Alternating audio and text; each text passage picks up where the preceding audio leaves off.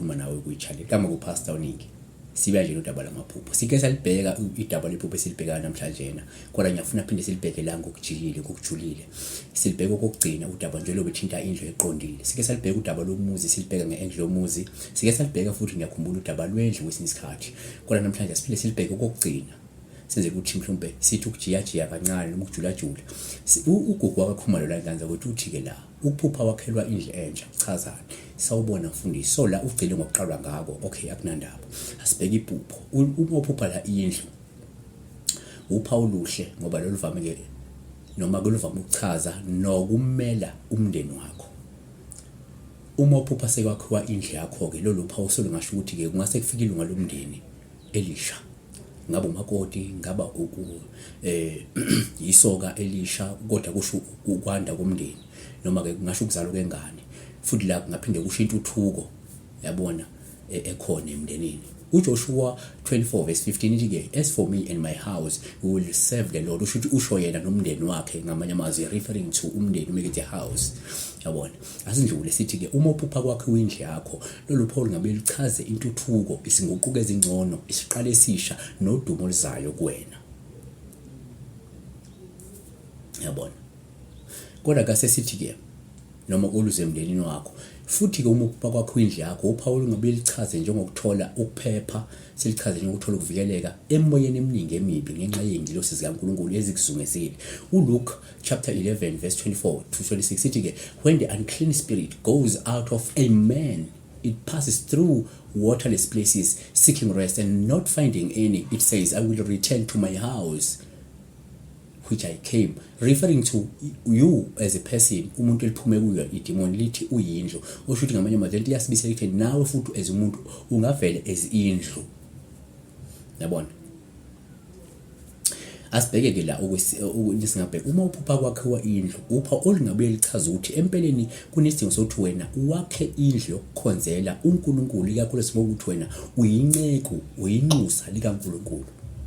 1 Kings chapter 8 verse 43 it here in heaven your dwelling place and go according to all for which the foreigner calls to you in order that all the peoples of the earth may know your name to fear you as do your people Israel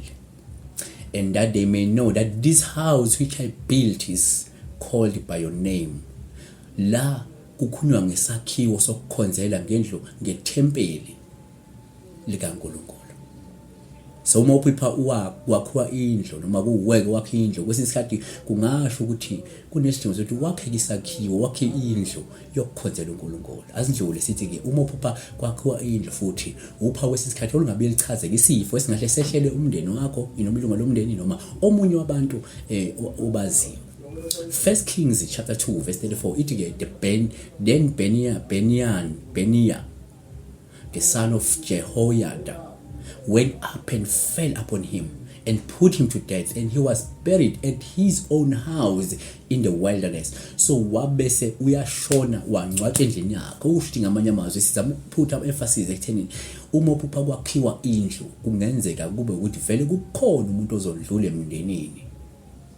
amen kanti kazinjule sithi ke uma uphupha indlu futhi uPaul ngamela ke izulu noma limela umbuso kaNkulunkulu ikakhulu uma lendlu iyinhle futhi seqopheleni phezulu futhi inkulu kakhulu John 14 verse 2 ithi in my father's house are so many dwelling places if it were not so I would have told you for I go to prepare a place for you Psalms 26 verse 8 na iyagcizelela it Lord I love the habitation of your house and the place where your glory dwells izulu paradise nganza kwethu asindlule la sithi thina kwesinye isikhathi uma uphupha kubona indlu uPaul ngabuyela ukukhombe noma ke lumele isizwe ovela kuso wena noma ngabuyela umele isizwe osaziyo esithile sekungukuthi uyibona lendlu yenzani yabona ngomidla ibiki indlu kungasho ukuhliphika komndeni ukuphela komndeni uma ihliphika indlu ngasho ukuhliphika kwesizwe ukuphela kwesizwe kodwa ke asikho lapho besibheka nje ukuthi uyibona indlu ingamela isizwe, indlu ingamela isizwe ovela kuso, isizwe sakho, isizwe sakini, isizwe osaziyo. uEzekiel 8 verse 10 ithi-ke, so I entered and looked, and behold, every form of creeping things and beast,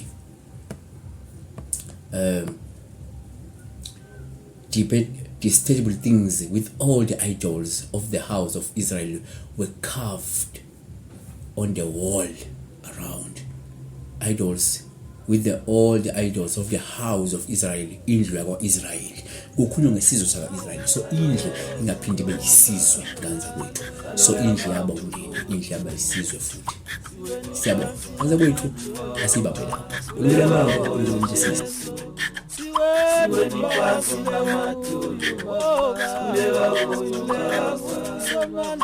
Siweni